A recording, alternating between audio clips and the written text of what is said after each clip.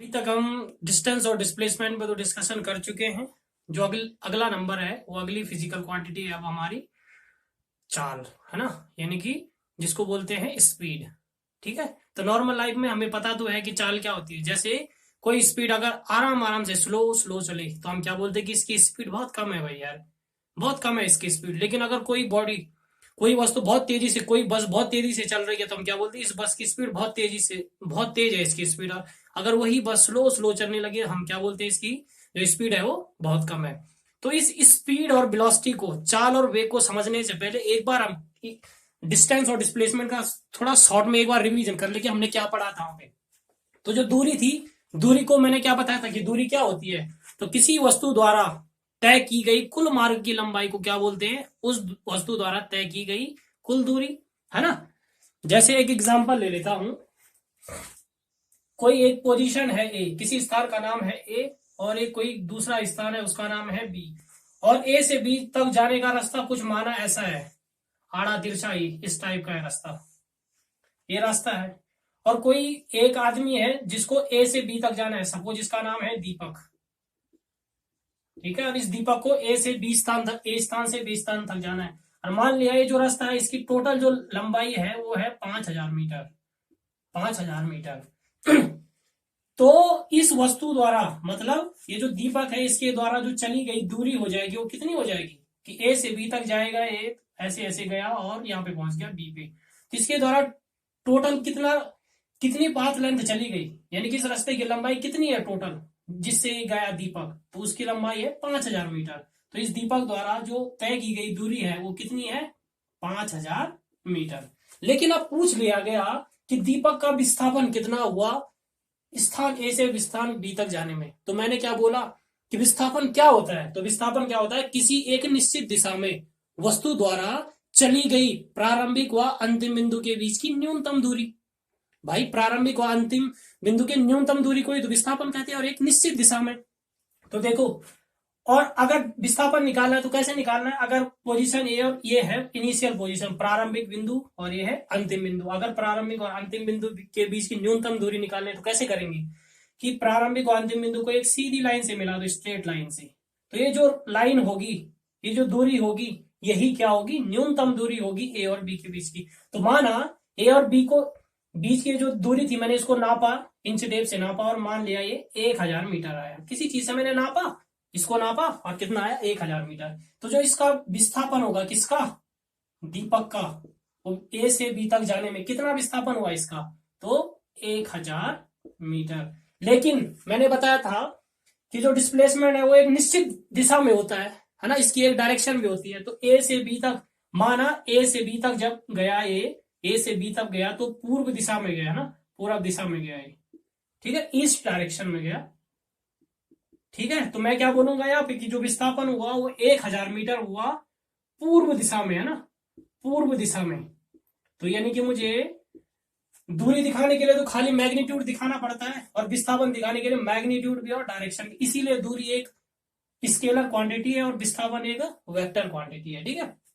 तो दूरी कुल मार्ग की लंबाई, और विस्थापन प्रारंभिक और अंतिम बिंदु के बीच की न्यूनतम दूरी, और एक निश्चित दिशा में, है ना। तो ये एक निश्चित दिशा भी है, पूर्व दिशा है ना।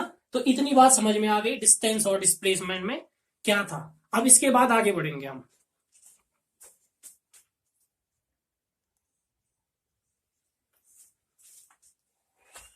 हाँ, तो डिस्टेंस और डिस्प्लेसमेंट तो हम देख चुके हैं, है ना, कि डिस्टेंस क्या होता है, किसी वस्तु द्वारा चली गई कुल मार्ग की लंबाई को बोलते हैं डिस्टेंस। और किसी एक निश्चित दिशा में, किसी एक निश्चित दिशा में चली गई प्रारंभिक व अंतिम बिंदु के बीच की जो न्यूनतम दूरी होती है उसी को क्या बोलते हैं, उस वस्तु का डिस्प्लेसमेंट, कितना इसका डिस्प्लेसमेंट हुआ। एग्जाम्पल भी देख चुके हैं। तो अब अगली जो फिजिकल क्वांटिटी है, जो भौतिक राशि अगली, वो है चाल, है ना, जिसको बोला जाता है स्पीड। तो स्पीड क्या होती है, तो किसी वस्तु द्वारा एक सेकंड में जितनी दूरी तय की जाती है उसी को क्या बोला जाता है कि इसकी स्पीड इतनी है। सपोज करो मैं कोई एक वस्तु हूं, ठीक है। अब मैं सपोज करो एक सेकंड में ऐसे आया आगे की तरफ, और मैं एक सेकंड में, मान लिया मैंने 5 मीटर मैंने दूरी तय कर ली, एक सेकंड में मैंने 5 मीटर दूरी तय कर दी। तो क्या बोला जाएगा कि जो मेरी स्पीड है, इस ऑब्जेक्ट की जो स्पीड है वो कितनी है, 5 मीटर है इन 1 सेकंड में, या बोलू 5 मीटर है पर सेकंड।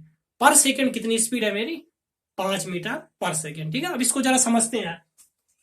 पहले तो मैंने डेफिनेशन सिंपल से लिख दिया कि किसी वस्तु द्वारा 1 सेकंड में चली गई दूरी को ही क्या बोलते हैं? उस वस्तु की स्पीड।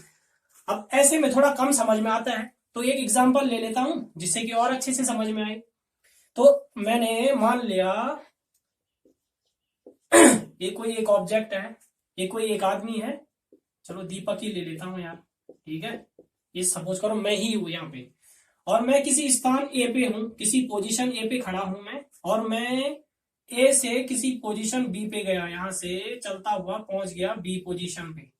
ठीक है, और माना ए से बी तक मैंने 4 मीटर की दूरी तय करी, और 4 मीटर दूरी तय करने में मुझे टाइम लगा मान लिया 2 सेकेंड, है ना। ए से बी गया मैं 4 मीटर चल के, और टाइम लग गया मुझे 2 सेकेंड। उसके बाद में बी से आगे बढ़ा फिर, और बी से पहुंच गया किसी पोजीशन सी पर, है ना। और मान लिया बी से सी तक जाने में मैंने 8 मीटर दूरी तय की, और 8 मीटर दूरी तय करने में मुझे मान लिया कि 8 सेकेंड ही लग गए। ठीक है, उसके बाद फिर मैं सी से आगे बढ़ गया, और सी से आगे बढ़ता हुआ मैं पहुंच गया किसी पोजीशन डी पे, किसी स्थान डी पे पहुंच गया, और मान लिया सी से डी तक मैंने 16 मीटर दूरी तय की, और यहां से यहां तक जाने में मुझे मान लिया टाइम लग गया 4 सेकेंड का। ठीक है, अब क्या हुआ कि अब पूछा गया कि मेरी जो स्पीड थी वो ए से बी तक जाने में ज्यादा थी, बी से सी तक जाने में ज्यादा थी, या सी से डी तक जाने में ज्यादा थी, है ना। मेरी स्पीड ए से बी तक जाने में ज्यादा थी, दीपक की स्पीड या बी से सी तक जाने में ज्यादा थी, या सी से डी तक जाने में ज्यादा थी। तो ये कैसे निकाला जाएगा कि कहां पे स्पीड ज्यादा है, कैसे पता करूंगा? तो देखो जो डेफिनेशन में लिखा है 1 सेकंड में वस्तु द्वारा तय की गई दूरी। तो देखो यार ए से बी तक ये तो 2 सेकंड में चली गई दूरी है ना, लेकिन मुझे किस में पता होना चाहिए? 1 सेकंड में।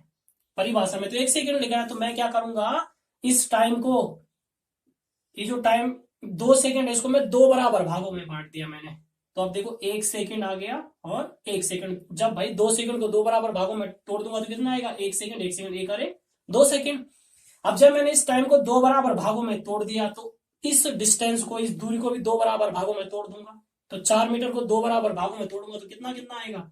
2 मीटर और 2 मीटर। तो देखो अब इसको मैंने क्यों तोड़ा 2 बराबर भागों में? इसलिए तोड़ा क्योंकि डेफिनेशन में, परिभाषा में क्या लिखा है कि 1 सेकंड में चली गई दूरी, तो इसीलिए मैं इसको 1-1 सेकंड के मैं तोड़ दिया। तो देखो अब क्या हुआ, अब यहाँ पे क्या हुआ, ए से बी तक जब देखा मैंने कि 1 सेकंड में कितनी दूरी चल रहा है, तो 1 सेकंड में चल रहा है 2 मीटर, फिर 1 सेकंड में चल रहा है 2 मीटर, यानी कि हर ए से बी तक जाने में हर 1 सेकंड में कितनी दूरी तय कर रहा है? 2 मीटर। तो मैं बोलूंगा ये जो दीपक है उसकी ए से बी तक जो स्पीड है वो है 2 मीटर पर 1 सेकंड। हर 1 सेकंड में चल रहा है 2 मीटर। अब एक को लिखूं या ना लिखूं, तो मैं चाहे तो ये बोल सकता हूं कि 2 मीटर पर सेकंड, यानी कि 2 मीटर चल रहा है हर सेकंड में, हर 1 सेकंड में 2 मीटर चल रहा है। देखो इसमें भी 2 मीटर चला, इसमें भी 2 मीटर चला, तो यानी कि ए से बी तक दीपक की जो स्पीड है वो कितनी है? 2 मीटर पर सेकंड। अब मैंने देखा बी से सी तक भी, तो बी से सी तक अभी कितना टाइम है? 8 सेकंड। लेकिन परिभाषा में तो 1 सेकंड के लिए बोला जाता है कि 1 सेकंड में जितनी दूरी तय की जाती है उसी को इस वस्तु की स्पीड कहा जाता है। तो यानी कि इसको भी मुझे 1-1 सेकंड में तोड़ना पड़ेगा। इसको जब मैं 1-1 सेकंड में तोड़ूंगा तो कितने भाग हो जाएंगे इसके? 8। 1 2 3 4 5 6 7 और 1 8। हर भाग में कितना कितना time? 1 second, 1 second, 1 second, 1 second, 1 second, 1 second, 1 second, 1 second. अब ये दूरी कितनी है? 8 मीटर। तो इस दूरी को भी 8 बराबर भागों में तोड़ना पड़ेगा। तो 8 मीटर को अगर मैं 8 बराबर भागों में तोड़ूंगा तो कितना हो जाएगा? 1 मीटर भाई। तो 1 मीटर, ये भी 1 मीटर, ये भी 1 मीटर, ये भी 1 मीटर, है ना। ये भी 1 मीटर, ये भी 1 मीटर, यहाँ पे भी 1 मीटर और यहाँ पे भी 1 मीटर। तो देखो बी से सी तक जाने में दीपक हर 1 सेकंड में देखो 1 मीटर चल रहा है। यहाँ पे भी 1 मीटर, 1 सेकंड में 1 मीटर, 1 सेकंड में 1 मीटर, 1 सेकंड में 1 मीटर, यहां से यहां तक। बी से सी तक जाने में हर एक सेकंड में, प्रति सेकंड में हर एक सेकंड में 1 मीटर चल रहा है। तो मैं बोलूंगा कि बी से सी तक जाने में जो दीपक की स्पीड है वो कितनी है, 1 मीटर है पर एक सेकंड में, है ना। 1 मीटर यानी कि 1 मीटर चलता है कितने सेकंड में, 1 सेकंड में। परिभाषा में वही तो लिखा है ना कि 1 सेकंड में कितनी दूरी तय करता है कोई वस्तु, उसी को उस वस्तु की स्पीड कहते हैं।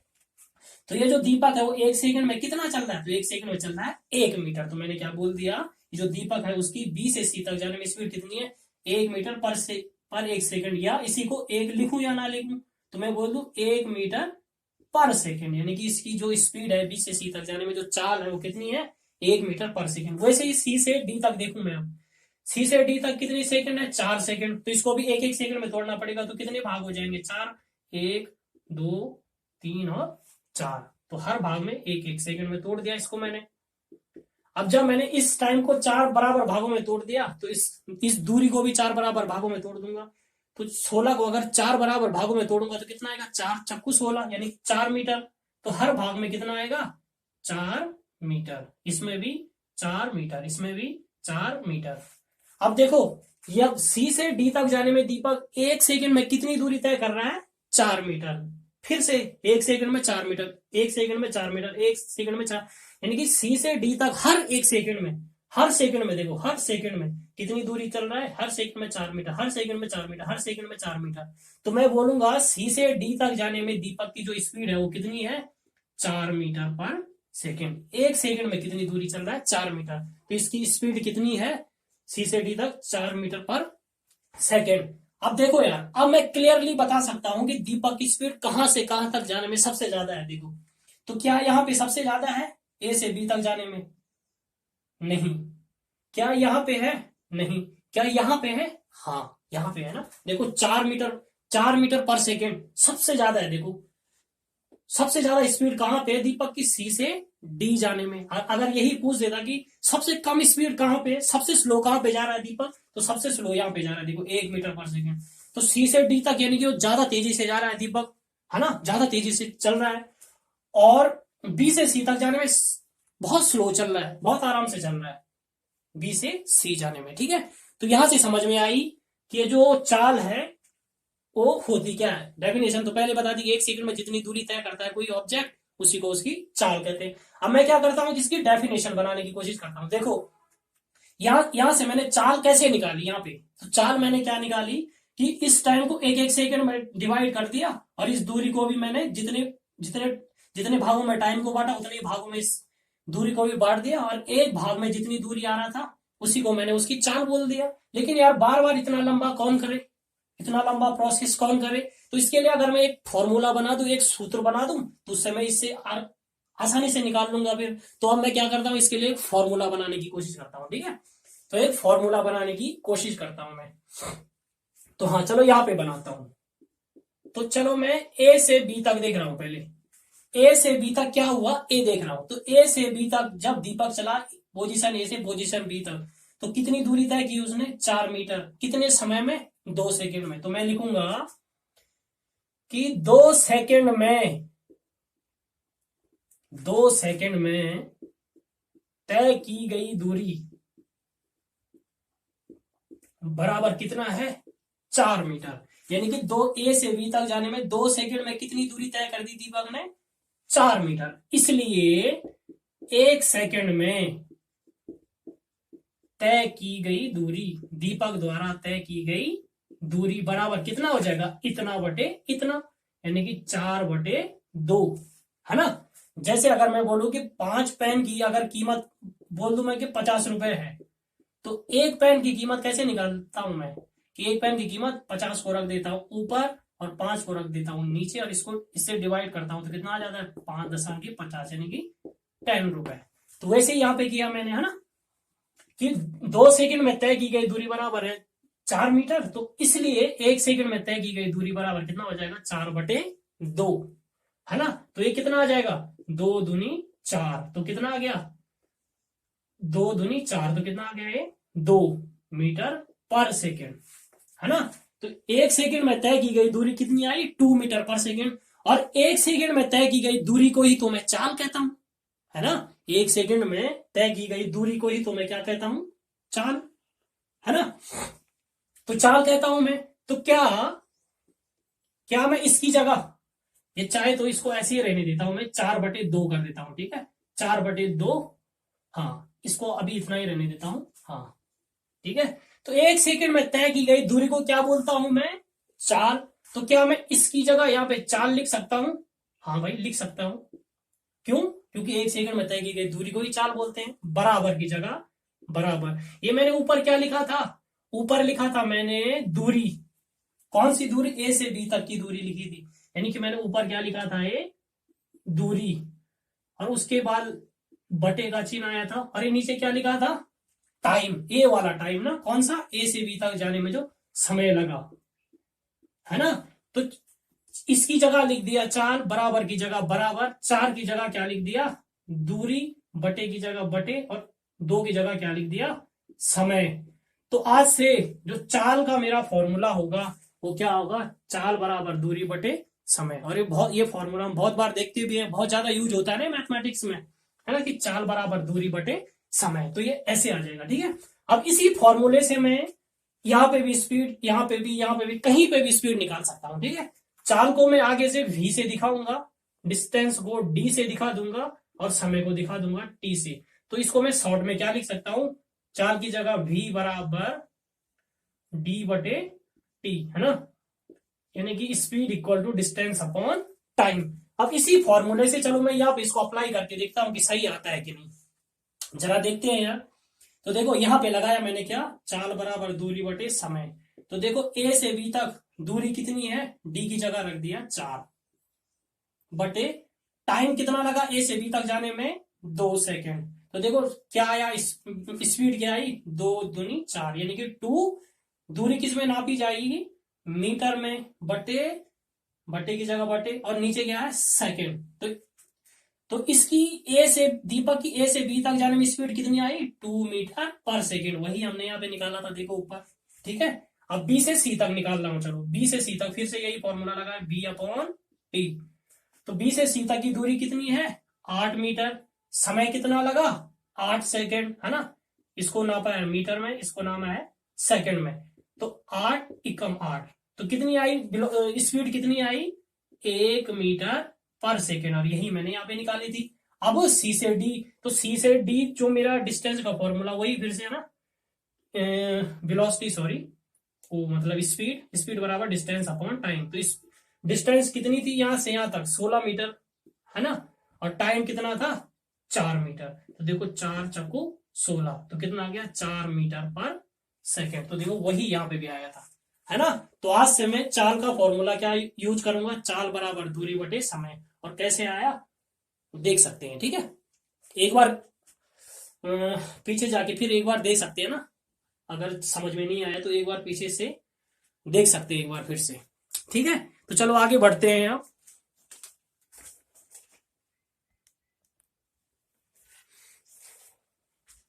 हाँ, तो अभी तक हम देख चुके हैं कि चाल, किसी वस्तु की जो स्पीड होती है, जो चाल होता है, वो क्या होता है ना। तो चाल बराबर क्या बताया था मैंने, दूरी बटे समय, ठीक है, ये मैंने बताया था। और अब इसका मात्रक देखते हैं कि चाल को नापते किसमें है। तो मुझे पता है जो दूरी है उसको नापा जाता है मीटर में, है ना, मीटर में, जिसको मैं एम से दिखाता हूं। और जो समय है उसको हम सेकंड में नापते हैं ना, और सेकंड को शॉर्ट में लिखते हैं हम एस, एस से दिखाते हैं ना। तो जो चाल का मात्रक होगा, चाल का एसआई मात्रक जो होता है, वो कैसे कैसे होगा, दूरी बटे समय, यानी कि मीटर, तो ऊपर तो लिखा जाएगा मीटर, बटे, और नीचे सेकंड। तो जो चाल का जो मात्रक होता है, एसआई मात्रक क्या होता है, मीटर पर सेकंड, मीटर पर सेकंड होता है, ठीक है। तो चाल का एसआई मात्रक कैसे निकाला, किस फॉर्मूले में देखा, चाल का फॉर्मूला क्या होता है, दूरी बटे समय। दूरी का मात्रक होता है मीटर, तो लिखा मीटर, अपॉन अपॉन समय का मात्रक होता है सेकंड। तो क्या आया, चाल का एसआई मात्रक मीटर पर सेकंड, ठीक है। तो ये तो समझ में आई चाल क्या होती है ना। हाँ, ठीक है। इसका एक एग्जाम्पल दे लेता हूं चाल का यार, है ना। माना माना एक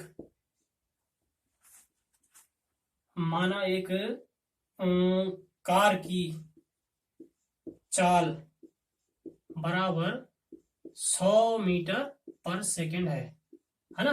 माना एक कार की जो चाल है वो कितनी है, 100 मीटर पर सेकंड। तो चाल में देखो, जब मैंने एग्जांपल लिया तो चाल को दिखाने के लिए देखो खाली मैग्नीट्यूड की जरूरत पड़ती है, परिमाण की जरूरत पड़ती है। परिमाण किसको बोलते हैं, ये जो अंकों में जो चीज लिखी है देखो, ये है ना, खाली अंकों में कुछ चीज लिखा है, बाकी इसमें डायरेक्शन वगैरह कुछ नहीं लिखा है ना। ये क्या लिखा है, परिमाण। ठीक है, तो इसका मतलब ये होता होगा कि ये जो चाल है वो कैसी क्वांटिटी होती होगी, स्केलर। क्यों, क्योंकि इसको दिखाने के लिए खाली हमें परिमाण की जरूरत पड़ती है। ठीक है, तो इसलिए चाल जो है, चाल एक स्केलर है ना, स्केलर क्वांटिटी है।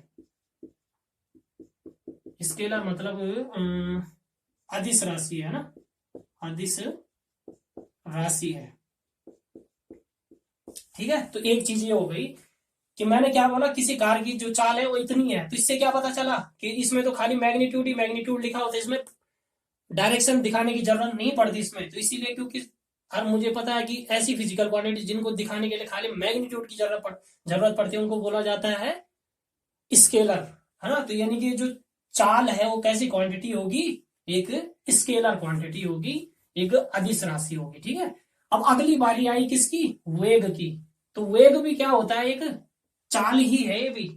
ये जो वेलोसिटी है वो भी एक स्पीड ही है, लेकिन इसके साथ एक डायरेक्शन जुड़ जाती है ना। इसका मतलब कि किसी एक निश्चित दिशा में बस इतना लिख दिया आगे से, उसके बाद सेम डिट्टो वही डेफिनेशन पीछे से, क्या कि किसी एक निश्चित दिशा में वस्तु द्वारा 1 सेकंड में तय की गई दूरी को ही क्या बोलते हैं, उस वस्तु का वेग। जैसे एग्जांपल लेता हूं, कि वही एग्जांपल ले लेता हूं पिछला वाला, कि यहाँ पे दीपक है, किसी पोजीशन ए पे खड़ा है और उसके बाद पोजीशन बी पे चला गया। ठीक है, ये पोजीशन बी पे चला गया, मान लिया ए से बी तक की दूरी है 10 मीटर। ठीक है, ए से बी तक की दूरी उसने तय की 10 मीटर, और ए से बी तक जाने में उसे मान लिया टाइम लगा 2 सेकंड का। तो अब पूछा गया कि इसकी स्पीड कितनी, सॉरी इसकी वेलोसिटी कितनी है ए से बी तक जाने में। ठीक है, या फिर बी से सी तक भी चला गया है, और ये 20 मीटर इसने तय की 5 सेकंड में। ठीक है, 5 सेकंड में ये दूरी तय की, और ये पूछा गया कि ए से बी तक जाने में इसकी जो वेलोसिटी है वो ज्यादा है या बी से सी तक जाने में इसकी वेलोसिटी ज्यादा है। तो वेलोसिटी कैसे निकाली जाती है, 1 सेकंड के लिए निकाली जाती है ना, कि 1 सेकंड में तय की गई दूरी। तो ये तो अभी 2 सेकंड है, तो इसको 1 सेकंड में तोड़ना पड़ेगा मुझे। तो अगर मैं 2 को एक सेकंड में तोड़ना है तो कितने भाग हो जाएंगे इसके, 2। 1 सेकंड और 1 सेकंड, 2 सेकंड। अब इस डिस्टेंस को भी 2 बराबर भागों में तोड़ना पड़ेगा, क्योंकि मैंने टाइम को 2 बराबर भागों में तोड़ा है। तो 10 को 2 बराबर भागों में तोड़ा तो कितना, 5 मीटर और 5 मीटर। अब 1 सेकंड में कितनी दूरी तय कर रहा है दीपक, 5 मीटर। तो मैं क्या कहूंगा कि जो इसकी वेलोसिटी है वो कितनी है, 5 मीटर।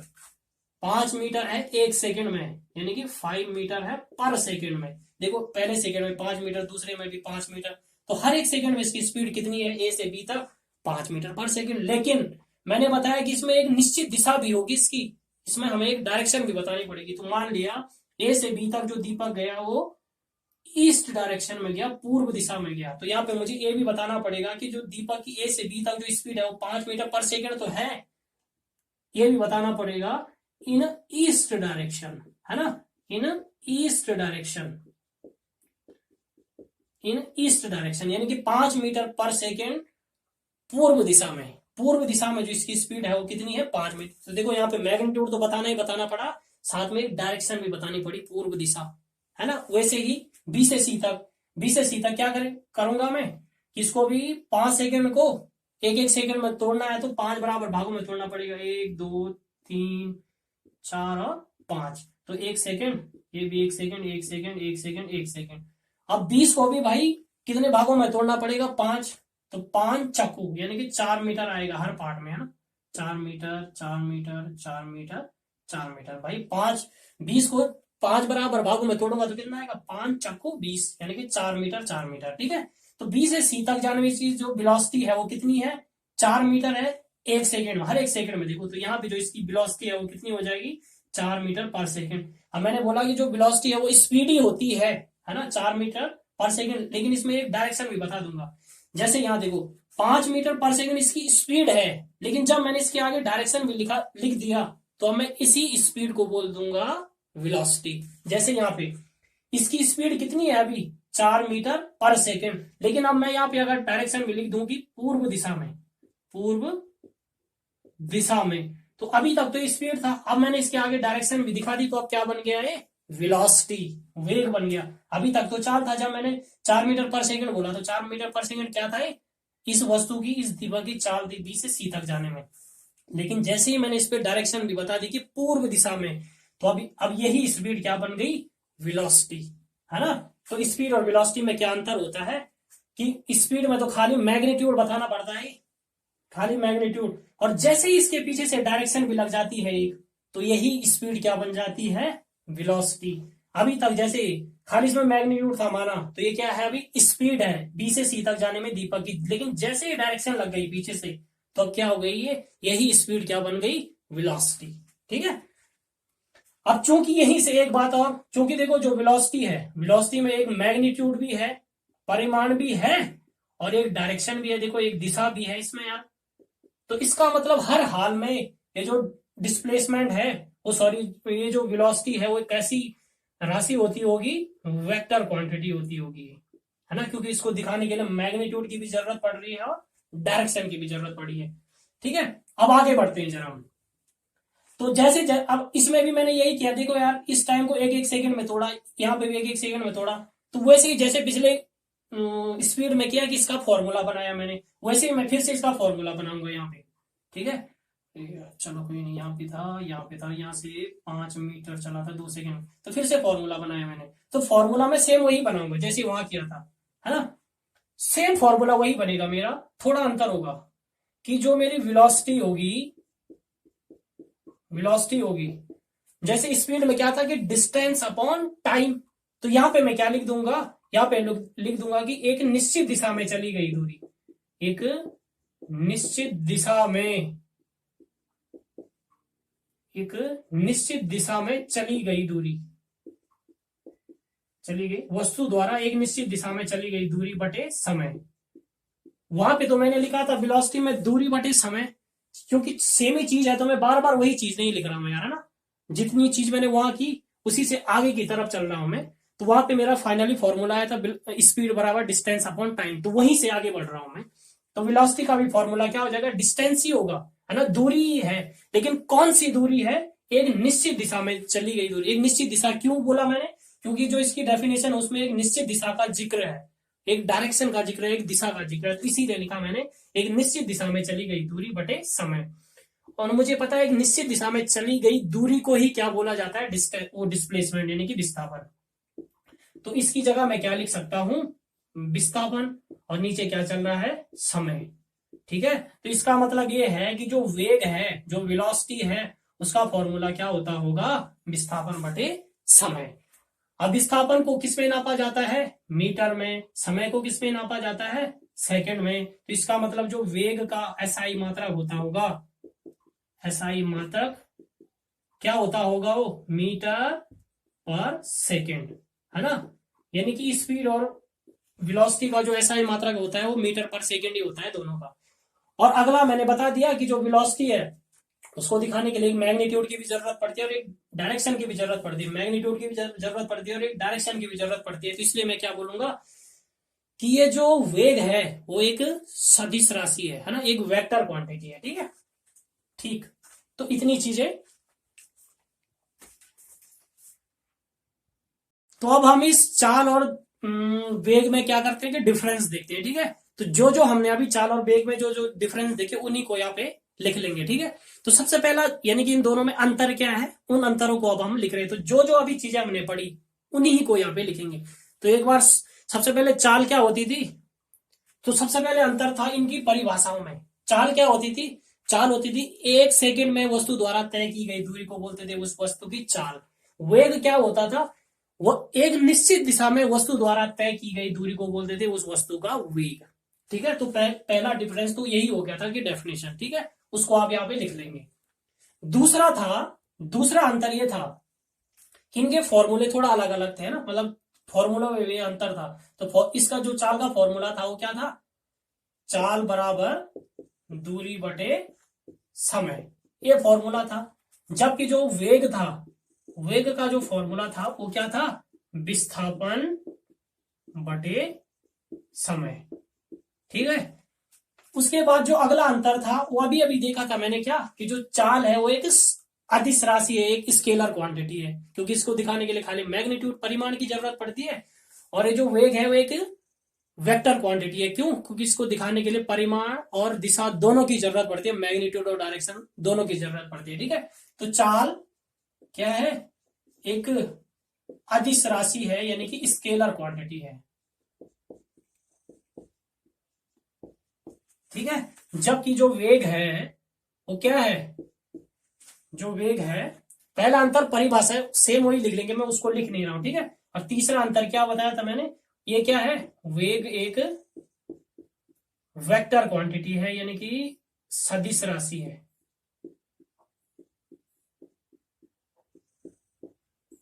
ठीक है। हाँ, और एक चौथा अंतर ये भी लिख सकते हैं, मुझे पता है, जो मैंने डिस्टेंस और डिस्प्लेसमेंट जब पढ़ा था तो जब दोनों में अंतर देखा था कि जो दूरी का जो परिमाण होता था वो हमेशा धनात्मक पॉजिटिव होता था, और जो विस्थापन का परिमाण होता था वो जीरो भी होता था, कभी वो कभी पॉजिटिव भी हो सकता था और वो कभी निगेटिव भी हो सकता था, है ना। दूरी का जो मैग्नीट्यूड था, परिमाण था, वो पॉजिटिव हो सकता था, और विस्थापन का जीरो, पॉजिटिव और निगेटिव कुछ भी हो सकता था। अब मुझे पता है कि चाल बराबर दूरी बटे समय में चाल कहीं ना कहीं दूरी पे निर्भर कर रही है, डिपेंड कर रही है ना। तो मैं क्या कहूंगा कि जो चाल है, चाल का परिमाण हमेशा क्या होता है, धनात्मक होता है, यानी कि पॉजिटिव होता है। ठीक है। चाल का जैसे दूरी का मैग्नीट्यूड हमेशा परिमाण क्या होता था, धनात्मक, तो चाल का भी जो परिमाण होगा वो क्या होता है, धनात्मक होगा। हम मुझे पता है कि जो विस्थापन है उसका परिमाण कभी जीरो होता था, कभी निगेटिव, कभी पॉजिटिव हो सकता था। इसीलिए जो वेग है ना, वेग का परिमाण भी, का परिमाण शून्य यानी कि जीरो, धनात्मक यानी कि पॉजिटिव, व ऋणात्मक हो सकता है, ऋणात्मक यानी कि निगेटिव, है ना, हो सकता है। तो इन इतने अंतर बहुत है इन दोनों के बीच में डिफरेंस देखने के लिए। ठीक है।